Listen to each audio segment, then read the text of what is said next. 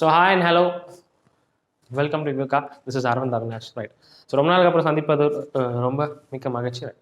இந்த வகுப்பில் என்ன பார்க்க போகிறோம்னா இந்தியன் பாலிட்டி.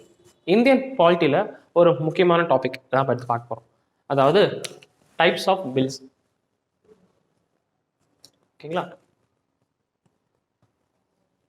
பாராளுமன்றத்தில் என்னென்ன விதமான மசோதாக்கள் பாஸ் பண்ணுறாங்க அப்படின்னு தான் பார்க்க போகிறோம், ரைட். இப்போ பாராளுமன்றமாக இருக்கும், இல்லை நம்மளோட சட்டமன்றமாக இருக்கும். ஓகேங்களா? சட்டமன்றம் அப்படின்னாலே அதில் தெரியுது, சட்டம் ஏற்றுவதற்காக ஒரு இடம், சட்டம் ஏற்றுவதற்காக மன்றம், அதுதான் அதை என்ன சொல்கிறோம், சட்டமன்றம் சொல்கிறோம்.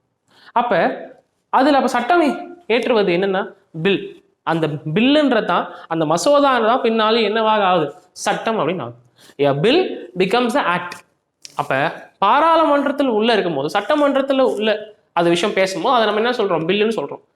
வெளியில் அந்த பில்லு ஜனாதிபதியோட கையெழுத்து ஆகி வெளியே அஃபிஷியலாக வரும்போது அதை நம்ம ஆக்ட்னு சொல்கிறோம். சரிங்களா? அப்போ what are the types of bill, என்னென்ன மாதிரியான பில் இருக்குது அப்படின்றத பார்ப்போம். பில் என்ன, எப்படி ஒரு பில்லை வந்து லோக்சபாலையோ அல்ல ராஜ்யசபாவில் பாஸ் பண்ணுறாங்க, ஓகேங்களா? அந்த பில்லோட ப்ரொசீஜர் என்ன, அது எல்லாத்தையும் டேட்டில் டிஸ்கஸ் பண்ணுவோம். இந்த வீடியோ சீரீஸை பார்ட் 1 பார்ட் 2ன்ற மாதிரி நம்ம கொண்டு போகலாம், right. So first thing first, types of bill. Types of பில்ல ஆரம்பத்தில் பார்க்க போகிறோம்னா ஆர்டினரி பில் தான், ரைட்டுங்களா? ஸோ முதல்ல பார்க்குற கண்டிஷன் ஆர்டினரி பில். அடுத்தது பண மசோதான்னு சொல்லப்படுற மணி பில், ஓகேங்களா? பண மசோதான்னு சொல்லப்படுற மணி பில். அடுத்தது லாஸ்டா கான்ஸ்டிடியூஷனல் அமெண்ட்மெண்ட் பில், ஓகேங்களா? நம்ம அரசியல் சாசனத்தை சட்ட திருத்தம் பண்ணுறோம், அதுக்கு என்ன கொண்டு வரணும், ஒரு அமெண்ட்மெண்ட். அப்போ அமெண்ட்மெண்ட் ஏதாவது கொண்டு வரோம்னா அதையும் நம்ம என்ன சொல்லுவோம், அமெண்ட்மெண்ட் பில் அப்படின்னு சொல்லுவோம். ஸோ கிளாசிஃபைங் த திங்ஸ், ஓகேங்களா? ரொம்ப ஷார்ட்டாக கிளாஸிஃபை பண்ணோம்னா இப்படி தான் நம்ம சொல்லுவோம். ஃபர்ஸ்ட் வந்து ஆர்டினரி பில்லு, அடுத்தது மணி பில்னு சொல்லப்படுற பண மசோதா, அடுத்தது கான்ஸ்டியூஷனல் அமெண்ட்மெண்ட் பில், ஓகேங்களா? சட்ட திருத்த மசோதா அப்படின்னு சொல்லுவோம். அப்போ மணி பில் அப்படின்னு எடுத்துக்கிட்டோம்னா, இந்த மணி பில் அப்படின்னு எடுத்துக்கிட்டோம்னா ஆர்டிக்கல் 110 ஆஃப் இந்தியன் கான்ஸ்டியூஷன்ல எதை பற்றி பேசுகிறாங்கன்னா இந்த மணி பில் அப்படின்ற விஷயத்தை பற்றி பேசுகிறாங்க. அடுத்தது இந்த கான்ஸ்டியூஷனல் அமெண்ட்மெண்ட் பில் இருக்கா, இந்த கான்ஸ்டியூஷனல் அமெண்ட்மெண்ட் அப்படின்ற விஷயத்தை எந்த ஆர்டிக்கலில் பேசுகிறாங்க, ரொம்ப முக்கியம். எக்ஸாம்பிள் பல வாட்டி கேட்டிருக்காங்க, ஆர்டிக்கல் 368. அது மட்டும் இல்லை, இந்த அமெண்ட்மெண்ட் சொல்லப்படுற விஷயம், ஓகேங்களா, சட்ட திருத்தம் அப்படின்னு சொல்லப்படுற விஷயத்த எந்த நாட்டிலேருந்து நம்ம பாரோ பண்ணுறோம், எந்த கண்ட்ரிலேருந்து அமெண்ட்மெண்ட் ப்ரொவிஷன்ஸை நம்ம வாங்குறோம் அப்படின்னா சவுத் ஆப்பிரிக்கா கிட்டேருந்து வாங்குறோம். எங்கேருந்து வாங்குறோம்னா எங்க, சவுத் ஆப்பிரிக்கா கிட்டேருந்து வாங்குறோம், ரைட்டா? ஸோ இந்த விஷயம்லாம் பல வாட்டி கேட்டிருக்காங்க, இதோட ஆர்டிக்கல் என்ன, எந்த கண்ட்ரி கிட்டேருந்து நம்ம அமெண்ட்மெண்ட் வாங்குறோம் அப்படின்னு கேட்குறாங்க. அமெண்ட்மெண்ட் என்னென்ன ப்ரொசீஜரு, மணி பில்லுக்கு எப்படி பாஸ் ஆகுது, அது பப்ளிக் பில்லா ப்ரைவேட் பில்லா அப்படின்ட்டு அடுத்தது கொஞ்சம் பார்ப்போம், ரைட். இப்போ ஒரு ஆர்டினரி பில் இருக்கு, மணி பில் இருக்கு, கான்ஸ்டியூஷனல் அமெண்ட்மெண்ட் பில் இருக்கு வச்சுக்கோங்களேன். இது மணி பில் நம்ம பார்த்தோம் ஆர்டிகல் 110. அப்போ இன்னும் ஒரு கண்டிஷன் பாருங்க, மணி பில் அப்படின்றது எது கீழே வரும்னா ஃபினான்ஷியல் பில் அப்படின்ற ஒரு கேட்டகரி, ஓகேங்களா? சாதாரணமாக சொல்ல போனால் ஃபினான்ஷியல் பில்னா என்ன, மசோதா, சாதாரண ஒரு நிதி மசோதா என்று அழைப்பார்கள். அப்போ ஃபினான்ஷியல் பில்னா என்னென்னலாம் சேர்ந்து தான் ஃபினான்ஷியல் பில்லு, எந்தெந்த கண்டிஷன்ஸ்லாம் இந்த ஃபினான்ஷியல் பில்குள்ள வரும் பார்த்தீங்கன்னா, முதல்ல மணி பில், முதல்ல என்ன ஒரு மணி பில். அடுத்தது ஃபைனான்சியல் பில்னு சொல்லப்படுற நிதி மசோதா கேட்டகரி 1. அது என்ன சார் கேட்டகரி 1 பாப். அடுத்தது ஃபினான்ஷியல் பில் கேட்டகரி 2. புரியுதா இல்லையா? ஃபினான்ஷியல் பில் கேட்டகரி 1ன்னு ஒன்று இருக்கு, ஃபினான்ஷியல் பில் கேட்டகரி 2ன்னு ஒன்று இருக்கு. இப்போ மணி பில்லோட ஆர்டிகல் நமக்கு தெரியும், என்ன ஆர்டிகல் 110. அடுத்தது ஃபினான்ஷியல் பில், அதெல்லாம் பற்றி எந்த ஆர்டிக்கல் பேசுகிறாங்கன்னா ஆர்டிக்கல் 117 கீழே பேசுகிறாங்க. அப்போ ஆர்டிகல் 117(1), ஓகே, சப்கிளாஸ் 1ல எதை பற்றி பேசுகிறாங்கன்னா இந்த ஃபினான்ஷியல் பில்லுன்ற கேட்டகரி 1 பற்றி பேசுகிறாங்க. அடுத்தது இந்த ஃபினான்ஷியல் பில் கேட்டகரி 2ல என்ன எதை அதோட ஆர்டிக்கல் என்னன்னா 117(3), சப்கிளாஸ் 3ல பேசுகிறாங்க, ஓகேங்களா? அப்போ இங்கே பாருங்க, ஃபினான்ஸ் பில்னு இருக்கு, ஓகேங்களா? ஃபினான்ஸ் பில் கண்டிஷன் கீழே பார்த்தீங்கன்னா ஃபர்ஸ்ட் கண்டிஷன் என்ன வருது, மணி பில்னு வருது. அடுத்தது ஃபினான்ஷியல் பில் கேட்டகரி 1, அது கீழே என்ன வருது, financial bill category 3, financial bill category என்ன வருது, 2 வருது. அப்போ இதுலேருந்து ஒரு கருத்தை நம்ம முன்னெடுக்கலாம், இதுலேருந்து ஒரு ஸ்டேட்மெண்ட்டை நம்ம எடுக்கலாம். ஸ்டேட்மெண்ட் சொல்ல போற கன்க்ளூஷன் நம்ம எடுக்கலாம். என்ன கன்க்ளூஷன் அப்படின்னா, ஆல் மணி பில்ஸ், கரெக்டா, all money bills are finance bill. All money bills ஆர்னா சொல்லலாம், ஃபினான்ஷியல் பில் சொல்லலாம். ஏன்னா ஃபினான்ஷியல் பில் என்ற ஒரு பெரிய சப் கேட்டகரிக்குள்ள தான் எது இருக்கு, ஃபர்ஸ்ட் கேஸ் மணி பில் இருக்கு. கரெக்டுங்களா? ஆல் மணி பில்ஸ்ன்றது எதுக்குள்ள இருக்கு, இந்த ஃபினான்ஷியல் பில்லுக்குள்ள இருக்கு. ஆனா ஆல் ஃபினான்ஷியல்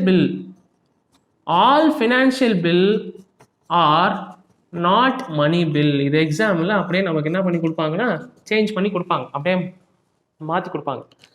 இது இந்த கண்டிஷன் உங்களுக்கு புரியுதான்னு பாருங்க. ஃபர்ஸ்ட் கண்டிஷன் திரும்ப சொல்றேன். ஆல் மணி பில், எல்லா பண மசோதாவும் நிதி மசோதா என்று அழைக்கிறார்கள்.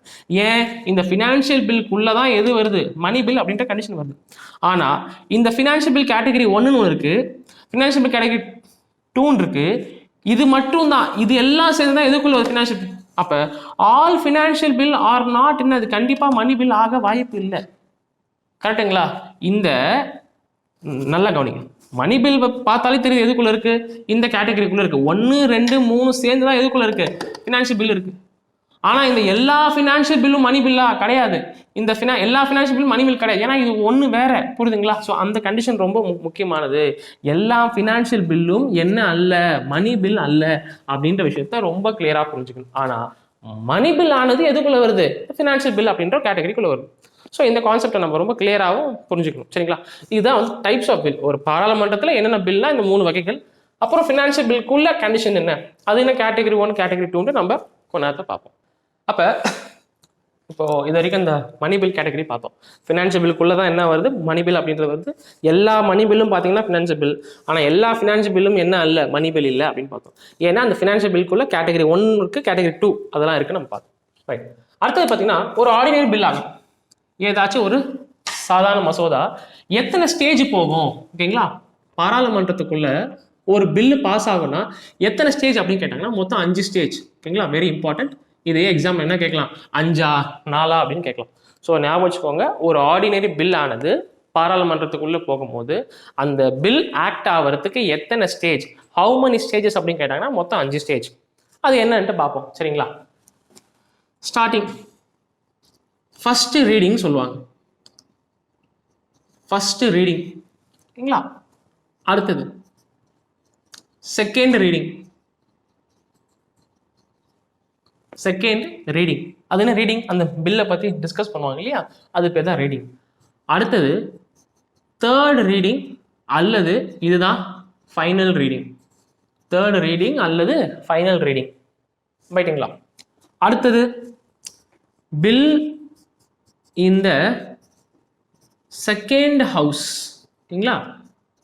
ஸோ 2ஆம் சபைக்கு வந்து அந்த பில்லு போகுது. அப்போ நல்லா புரிஞ்சுக்க வேண்டிய விஷயம் என்னன்னா, இந்த ஸ்டேஜ் இருக்கா, அதாவது எந்த stage, first stage, second stage, sorry first reading, ஓகேங்களா? ஃபர்ஸ்ட் ரீடிங், செகண்ட் ரீடிங் மற்றும் தேர்ட் ரீடிங் இது எங்க நடக்குதுன்னு பார்த்தீங்கன்னா, ஃபார் எக்ஸாம்பிள் ஏதேனும் ஒரு பில், எந்த பில்லு, ஏதேனும் ஒரு ஆர்டினரி பில்லை பற்றி பேசுகிறோம். ஏதாச்சும் ஒரு சாதாரண மசோதா பாஸ் ஆகும் போது ஒன்று அது லோக்சபாவில் பாஸ் ஆகலாம் அல்லது எங்க பாஸ் ஆகலாம், ராஜ்யசபாலையும் பாஸ் ஆகலாம். கரெக்டா? an ordinary bill can be introduced in both the house of the parliament சொல்லுவாங்க. அதாவது an ordinary bill ஆனது சாதாரண மசோதாவை லோக்சபாலையும் போடலாம் அல்லது ராஜ்யசபாலையும் நீங்க இன்ட்ரடியூஸ் பண்ணலாம். அதுதான். அப்ப லோக்சபால இந்த பில்லை நம்ம இன்ட்ரடியூஸ் பண்றோம் அப்படின்னா, லோக்சபால ஒரு ஆர்டினரி பில்லை நம்ம இன்ட்ரடியூஸ் பண்றோம் அப்படின்னா லோக்சபால என்ன நடக்கும், ஃபர்ஸ்ட் ரீடிங் அப்படின்னு நடக்கும். லோக்சபால செகண்ட் ரீடிங் அப்படின்னு நடக்கும். லோக்சபால தேர்ட் ரீடிங் அப்படின்னு நடக்கும். புரியுதுங்களா இல்லையா? இதுவே அந்த ஆர்டினரி பில்லை ராஜ்யசபால போட்டா ராஜ்யசபால அது ஃபர்ஸ்ட் ரீடிங்கு, ராஜ்யசபால அது செகண்ட் ரீடிங்கு, ராஜ்யசபால அது தேர்ட் ரீடிங். புரியுதுங்களா? இப்போதைக்கு நம்ம ஒரு எக்ஸாம்பிளுக்காக இந்த பில்லு வந்து லோக்சபால பாஸ் ஆச்சுன்னு எடுத்துக்குவோம். இந்த பில்லு எங்க பாஸ் ஆச்சு, லோக்சபால பாஸ். அது என்ன சார் பில்லுன்றோமே என்னன்னா, இப்ப ஃபார்மர்ஸ்க்கான மசோதா இந்தியா முழுக்க ஒரு மிகப்பெரிய போராட்டம் போயிட்டு இருக்கு இல்லையா? உத்தரப்பிரதேசில் கூட 6 ஃபார்மர்ஸ் இறந்தாங்க. அது சத்தீஸ்கர் சிஎம் உள்ள விடலை அப்படின்ற மாதிரி பிரச்சனைகள்லாம் நேற்று இந்தியாவில் போயிட்டு இருக்கு. அப்போ இந்த ஃபார்மர்ஸ் பில் ஆகட்டும், மொத்தம் ஃபார்மர்ஸ் பில்லு எத்தனை பில்னா ஒரு 3 பில்லு தான் பிரச்சனை. இந்த ஃபார்மர்ஸ் மசோதா நம்ம சொல்றோம் இல்லையா, அது எத்தனை விஷயங்கள்னா 3 விஷயங்கள். என்னென்னது? Essential commodities act 2020. அப்புறம் ஃபார்மர்ஸ் ப்ரொடியூஸ் அண்ட் ட்ரேட், அது ஒரு 2020 ஒரு பில்லு. அடுத்தது ஃபார்ம் சர்வீஸ் பில், அதாவது ஃபார்மர்ஸ்க்கு எம்பவர்மெண்ட் பண்ற மாதிரி பில். இந்த 3 பில் தான் it's big bone of contention, மிகப்பெரிய ஒரு சிக்கலாக இருக்குது. ஃபார்மர்ஸ் என்ன சொல்றாங்க, இந்த எம்எஸ்பி மினிமம் சப்போர்ட் ப்ரைஸ்ன்னு சொல்லுவாங்க, அவங்க உற்பத்தி பண்றாங்க இல்லையா, அது எம்எஸ்பி வந்து இது கரெக்டா, நீங்க எம்எஸ்பி இதை பிரின்சிபலா சொல்லலை அப்படின்ற மாதிரி ஃபார்மர்ஸ் வந்து ஒரு டிமாண்ட் வைக்கிறாங்க. இது யார் மேல தப்பு, யார் மேல கரெக்டுன்னு நம்ம இங்க விவாதிக்க வேண்டாம். அப்ப பில் அப்படின்னா என்னன்னு புரியுதுங்களா? அதுக்காக தான். அப்ப ஒரு லோக்சபாவில் ஃபர்ஸ்ட் ரீடிங் முடியுது, செகண்ட் ரீடிங் முடியுது, தேர்ட் ரீடிங் முடியுது. இதோட ப்ரொசீஜர் எல்லாம் நம்ம பேசலாம். அடுத்தது ஃபர்ஸ்ட் ரீடிங் என்ன பண்ணுவாங்க, செகண்ட் ரீடிங் என்ன பண்ணுவாங்க, ப்ரொசீஜர் அப்புறம் பேசலாம். அப்போ இந்த தேர்ட் ரீடிங் முடிஞ்ச அப்புறம் அந்த பில்லு எங்கே போகுது? இது வரைக்கும் லோக்சபாவில் இருந்த பில்லு இப்போ எங்கே போகுது? செகண்ட் ஹவுஸுக்கு போகுது. ஓகேங்களா? அந்த பில்லு இப்போ எங்கே போகுது? செகண்ட் ஹவுஸுக்கு போகுது. செகண்ட் ஹவுஸ்லையும் அவங்க அதை ஒத்துக்கணும், அவங்க அந்த ப்ராசஸ்லாம் பண்ணிட்டு லாஸ்டா இந்த பில் எங்க போகும்? Assent to the president. Assent to the பிரசிடென்ட்னா கடைசியா ஜனாதிபதினு சொல்ல போற பிரசிடென்ட் அந்த பில்லுக்கு என்ன பண்ணணும்? சைன் போடணும். அப்ப அவரு கடைசியா கையெழுத்திட்டாதான் இந்த பில்லை என்னவாக மாறும்? ஆக்டாக மாறும். புரியுதுங்களா இல்லையா? அப்ப what are the 5 stages which are involve in an ordinary bill? ஒரு ஆர்டினரி பில்லுல என்னென்ன 5 ஸ்டேஜஸ் இருக்குன்னா இந்த 5 ஸ்டேஜஸ் தான். First reading, second reading, third reading முடிஞ்சு போச்சு இந்த ஹவுஸ்ல, ஒரு ஹவுஸ்ல. அடுத்தது எங்க போகுது? பில் இந்த செகண்ட் ஹவுஸ். செகண்ட் ஹவுஸ்க்கு போகுது. செகண்ட் ஹவுஸ்க்கு அந்த பில்லு போயிட்டு அதுக்கப்புறம் என்ன ஆகுது? லாஸ்டா அசென்ட் டு த பிரசிடென்ட், பிரசிடென்ட்டோட கையெழுத்துக்கு போகும். அவருக்கு அந்த பில்லை கையெழுத்து போடாமல் இருக்கலாம், அது நடக்கலாம், அதெல்லாம் வேற ப்ரொசீஜர். இப்போதைக்கு ஜஸ்ட் ப்ரொசீஜர் மட்டும் தெரிஞ்சுக்கோங்க. எத்தனை ஸ்டேஜ்னா எத்தனை ஸ்டேஜ்? மொத்தம் 5 ஸ்டேஜ் அப்படின்னு நமக்கு தெரியும். ஓகேங்களா? இது வரைக்கும் பார்த்தீங்கன்னா இந்த பாராளுமன்றத்தில் மற்றும் சட்டமன்றத்தில் பார்த்தீங்கன்னா எந்த விதமான பில் இருக்குன்னு பார்த்தோம். மொத்தம் 3 விதமான பில். அடுத்த ஒரு இம்பார்ட்டண்டான டாபிக் பார்த்தீங்கன்னா பில்லோட நேச்சர். அது என்ன பில்லோட நேச்சர்னு பார்த்தீங்கன்னா, பாராளுமன்றத்தில் எம்பி அப்படின்னு இருக்காங்க, மெம்பர் ஆஃப் பார்லிமெண்ட். இதுவே சட்டமன்றம் வச்சுக்கணும்னா எம்எல்ஏக்கள் இருக்காங்க, எம்எல்சி அப்படின்ற லெஜிஸ்லேட்டிவ் கவுன்சிலர் இருப்பாங்க. அப்போ யாரு அந்த பில்லை போடுறாங்க அதற்கு ஏற்ற மாதிரி பில்லை 2ஆக பிரிப்பார்கள். ஒன்று வந்து பார்த்தீங்கன்னா பப்ளிக் பில், செகண்ட் கேட்டகரிஸ் என்ன சொல்றாங்க? பிரைவேட் பில்னு சொல்றாங்க. ஸோ அதை நம்ம டிஸ்கஸ் பண்ணலாம். இது ரொம்ப முக்கியமான கான்செப்ட். ரைட். பப்ளிக் பில்னா என்ன அப்படின்னு பார்த்தீங்கன்னா, த bill which R introduced by the minister. ஓகேங்களா? த bill which R introduced by the ministers. ஓகேங்களா? இந்தியாவில் மினிஸ்டர்ஸ் இருக்காங்களா? Cabinet ministers. ஓகேங்களா? அமித்ஷா, ராஜ்நாத் சிங் ஆகட்டும், நிர்மலா சீதாராமன், அப்புறம் Jothiraj Scindia ministry of civil aviation, அவரு இன்னொருத்தர் மினிஸ்ட்ரி ஆஃப் ஹைவேஸ், இந்த ரோட் டிரான்ஸ்போர்ட்டுக்கு நிதின் கட்காரி. ஸோ இவங்க எல்லாம் ஒரு பில்லை பாஸ் பண்ணா அது பேரு எவ்வாறாக அழைப்பார்கள் என்றால் பப்ளிக் பில் என்று அழைப்பார்கள். அதுதான் சொல்றாங்க the bill which are introduced by the ministers are called as or refer to as என்ன சொல்றாங்க? பப்ளிக் பில் சொல்றாங்க. ரைட்டா? அப்ப இந்த பக்கம் பிரைவேட் பில் என்றால் என்ன? The bill which are introduce, அதேதான், the bill which are introduce other than the ministers, அதாவது மினிஸ்டர்ஸ் அல்லாதவர்கள் போடுற ஒரு பில்லை தான் நம்ம எவ்வாறு அழைக்கிறோம் என்றால் பிரைவேட் பில் அப்படின்னு அழைக்கிறோம். இதுல என்ன ஸ்பெஷல் இருக்கு? இப்போ அந்த பில்லை யார் போட்டா என்ன அப்படின்ற கேள்வி நமக்கு தோணலாம். யார் போட்டாலும் பில் பாஸ் ஆக தானே போகுது அப்படின்னா அதுதான் இல்லை.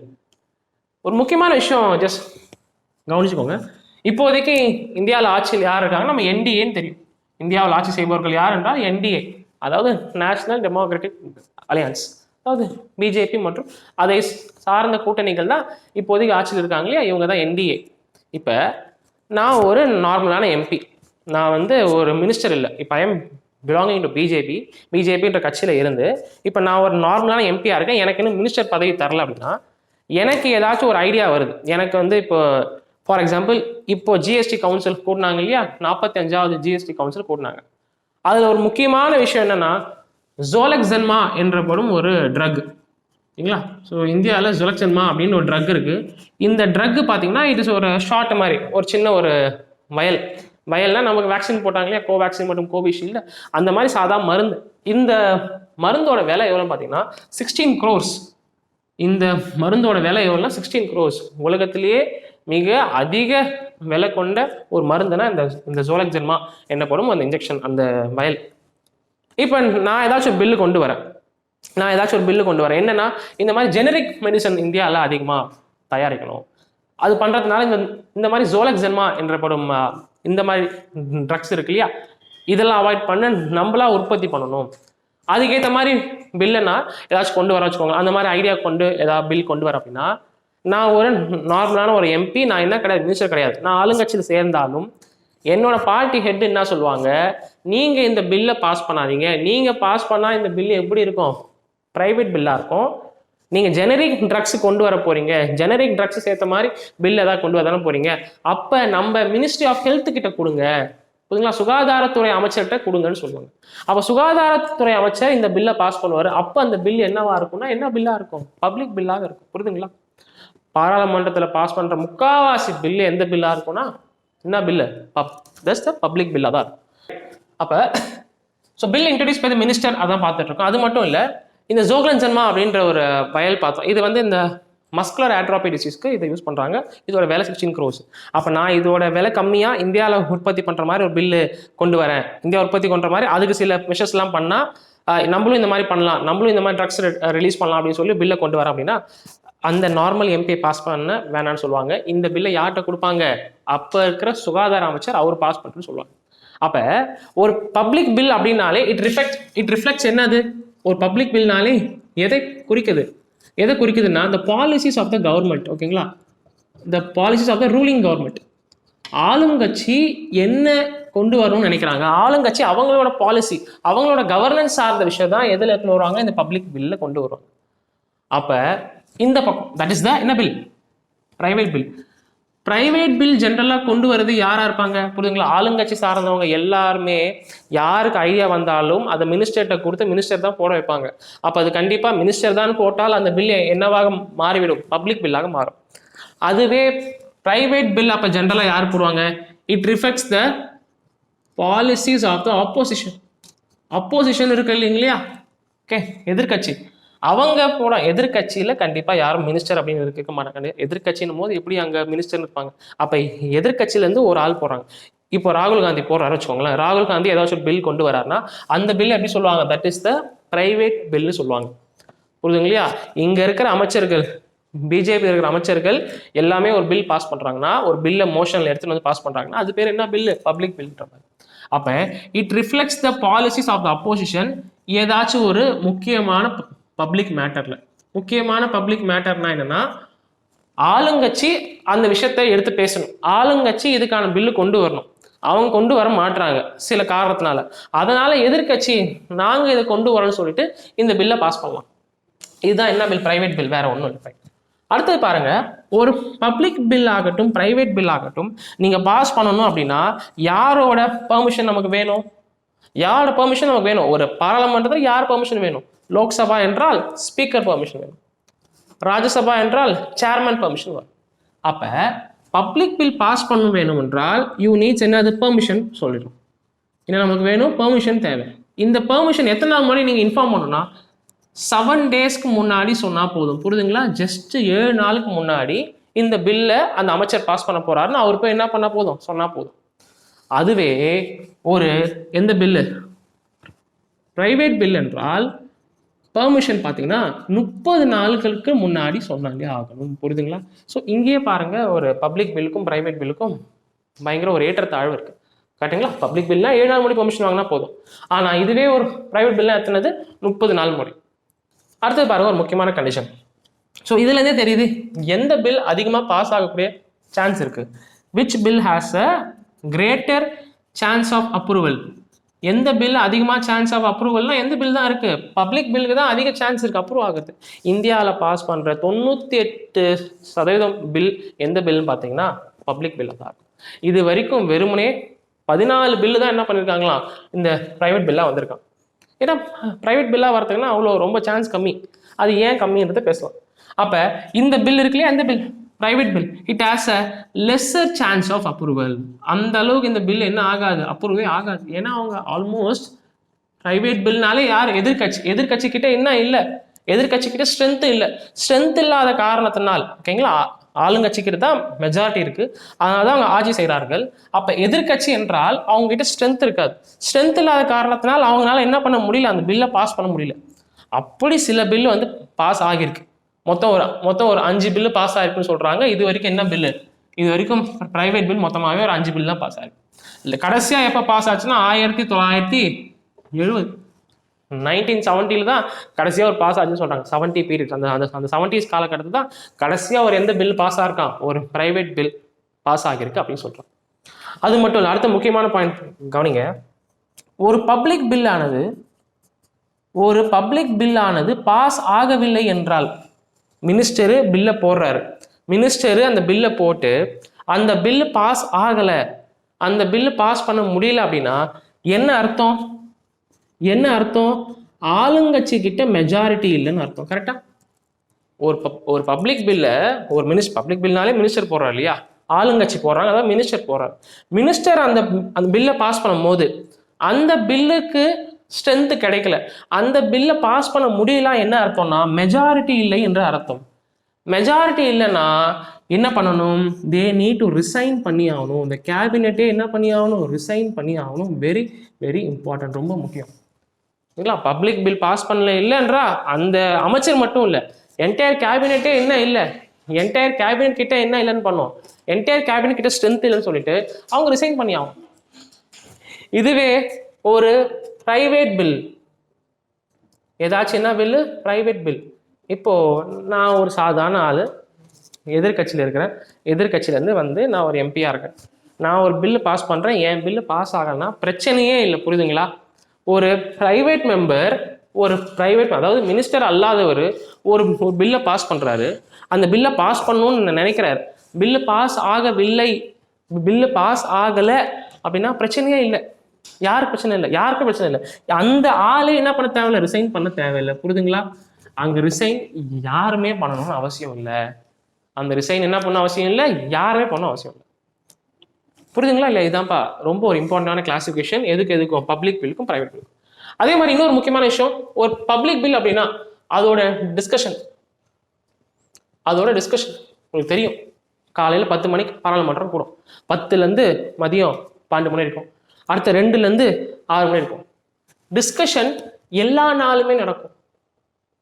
ஒரு பப்ளிக் பில்லுக்கான டிஸ்கஷன் எப்படி நடக்குமா? எல்லா நாளுமே நடக்குமா? மண்டே டு ஃப்ரைடே கொடுத்துருந்தாங்கன்னா எல்லா நாளுமே டிஸ்கஷன் நடக்கும். எந்த பில்லுக்கு? அது வந்து ஒரு பப்ளிக் பில் என்றால் அது பப்ளிக் பில்னா discussion is on all days. ஏன் வந்து பிரைவேட் பில் பாஸ் ஆகலன்னு சொன்னோம் இல்லையா, அது முக்கியமான காரணம் தான். பட் இதுவே பிரைவேட் பில் என்றால் அதோட டிஸ்கஷன் எப்போ நடக்கும்னா வெள்ளிக்கிழமை மட்டும்தான் நடக்கும். ஓகேங்களா? வெள்ளிக்கிழமை மட்டும்தான் நடக்கும். அது மட்டும் இல்லை, சில குற்றச்சாட்டு இருக்குது, இந்த பிரைவேட் மெம்பர் பில்னால் அதுக்கு டைம் கொடுக்க மாட்டாங்க அப்படின்ற மாதிரி பல்வேறு விஷயங்கள் இருக்குது. ஸோ இந்த எல்லா காரணத்தினால்தான் இந்தியாவில் பிரைவேட் பில் அந்த அளவுக்கு என்ன ஆக மாட்டேங்குதுன்னா பாஸ் ஆக மாட்டேங்குது. ஸோ எக்ஸாம் நோக்கத்தில் பார்த்தீங்கன்னா எத்தனை நாள் அப்படின்ற கேள்வி அடிக்கடி கேட்டிருக்காங்க. இது 7 days, இது எத்தனை டேஸ்? 30 days. அதே மாதிரி இப்போ பப்ளிக் பில் பாஸ் பண்ணுறாங்கன்னு வச்சுக்கோங்களேன், அந்த சட்டத்துறை அமைச்சர், அந்த சட்டவர்கள், லா டிபார்ட்மெண்ட் அந்த பில்லை எப்படி பாஸ் பண்ணணும்னு சொல்லிட்டு அந்த பில்லை எப்படி எந்த பில், ஒரு பப்ளிக் பில்லை ஒரு அமைச்சர் போடுறாருன்னா அந்த அமைச்சர் உட்காந்து அதுக்கான பிபிடி, அதுக்கான ப்ரெசன்டேஷன் எல்லாம் பண்ணிட்டு இருக்க மாட்டாங்க. கன்சர்ன் லா டிபார்ட்மெண்ட்டுக்கு என்னென்ன லீகல் விஷயங்கள் அதுக்குள்ளே இருக்குன்ட்டு அவங்களே குவாலிஃபை பண்ணி ப்ரெசென்ட் பண்ணி கொடுத்துருவாங்க. மினிஸ்டர் போய் பில்லை பாஸ் பண்ண வேண்டியதான் அவர் வேலை. இதுவே ஒரு ப்ரைவேட் பில், ஒரு சாதாரண ஒரு இண்டிவிஜுவல் அப்படின்னா அந்த பில்லில் இருக்கிற லீகல் மேட்டர்ஸ் எல்லாமே அந்த இண்டிவிஜுவல் தான் பார்த்துக்கணும். கரெக்டுங்களா? ஸோ யாருமே அவருக்கு சப்போர்ட் இருக்க மாட்டாங்க.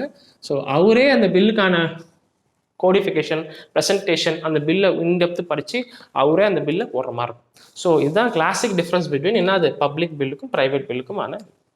ஸோ மொத்தம் நம்ம இது வரைக்கும் பார்த்தீங்கன்னா ஒரு 5 விதமான பில் இருக்குது. ஆர்டினரி பில் ஆகட்டும், பண மசோதா, ஓகேங்களா, அரசியல் சட்டத்திருத்த மசோதா, ஓகேங்களா, constitutional amendment bill, financial bill category 1, financial bill category 2. இதை மொத்தமாக அப்படி எழுதிருக்கும் ஒரு பக்கம். இதுதான் டைப்ஸ் ஆஃப் பில் அப்படின்னு எழுதிருக்கும். இந்த பக்கம் பாருங்க, நேச்சர் அப்படின்னு ஒன்று போட்டிருக்கோம். நேச்சர் அப்படின்னா அந்த பில்லை யார் பாஸ் பண்ணுறாங்கன்னு சொன்னோம் இல்லையா, அது பப்ளிக் பில்லா ப்ரைவேட் பில்லா அப்படின்றத பார்க்க போகிறோம். அதான் நேச்சர். ஃபர்ஸ்ட் லிசன் பண்ணுங்க. ஒரு ஆர்டினரி பில்லானது பார்த்தீங்கன்னா பப்ளிக் பில்லாகவும் இருக்கலாம், ஆர் என்ன பண்ணலாம், ப்ரைவேட் மெம்பரும் அந்த பில்லை பாஸ் பண்ணலாம். இதுதான் எக்ஸாம்பிள் அப்படியே மாற்றி கேட்பாங்க. ஃபார் எக்ஸாம்பிள் பாருங்க, இது முடிச்சிடலாம். இதுலேருந்து எந்த மாதிரி கேள்விலாம் கேட்டிருக்காங்க அப்படின்றது ஒரு சின்ன பார்ப்போம். அடுத்தது பார்த்தீங்கன்னா என்ன மசோதா, பண மசோதா, ஆர்டிகல் 110.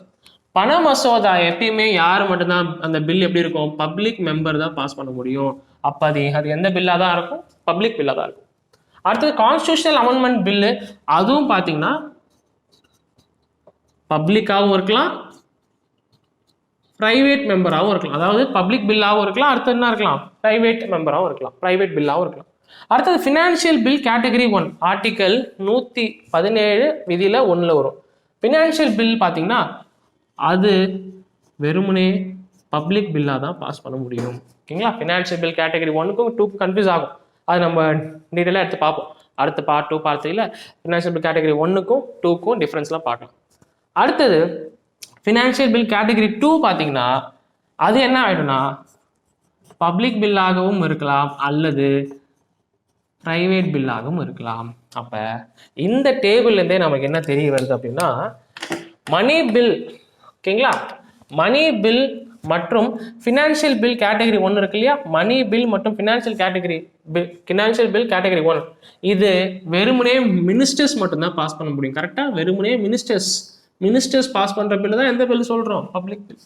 அதே மாதிரி ஃபினான்ஷியல் பில் கேட்டகரி 1 யார் மட்டும் தான் பாஸ் பண்ண முடியும், மினிஸ்டர்ஸ் மட்டும் தான் பாஸ் பண்ண முடியும். இது எக்ஸாம்பிள் எப்படி கேட்பாங்கன்னு பாருங்க. Both the category of financial bill can be passed by either public member or private member னு கேட்பாங்க. அப்போ ஆன்சர் அந்த இது தப்பு. ஏன், ஃபினான்ஷியல் பில் கேட்டகரி 1 என்ன பில் தான், யார் பாஸ் பண்ண முடியும், பப்ளிக் தான் பாஸ் பண்ண முடியும். புரியுதுங்களா? ஸோ இந்த மாதிரி கேள்வி கேட்பாங்க. அடுத்தது இதில் கேட்பாங்க கான்ஸ்டியூஷனல் அமெண்ட்மெண்ட் பில் ஆப்ஷன் 2, அதுலேயே ஸ்டேட்மெண்ட் 2 என்ன கொடுக்கலாம், constitutional amendment bill can be passed only by என்னன்னு கேட்கலாம், பப்ளிக் மெம்பர்னு அப்படி கொடுக்கலாம். அதுவும் தப்பு. ஏன், கான்ஸ்டியூஷனல் அமெண்ட்மெண்ட் பில்லு யாரை பாஸ் பண்ணலாம், அந்த பில் பப்ளிக்காகவும் இருக்கலாம் அல்லது ப்ரைவேட்டாகவும் இருக்கலாம். ரைட். ஸோ இதோட இந்த செஷன் வந்து நம்ம முடிச்சுப்போம். பார்ட் 2ல இந்த பில்லோட நேச்சர் பார்த்தோம். அடுத்தது பில் எங்கே போடப்படுது, லோக்சபாவில் சில பில்லை பாஸ் பண்ணணும், ராஜ்யசபாவில் சில பில்லை பாஸ் பண்ணணும், அது பார்ட் 2. அப்புறம் எந்தெந்த பில்லுக்கு என்னென்ன மாதிரி ப்ரொசீஜர்ஸ் எல்லாம் அடுத்த செஷனில் பார்க்கலாம். Right, thank you.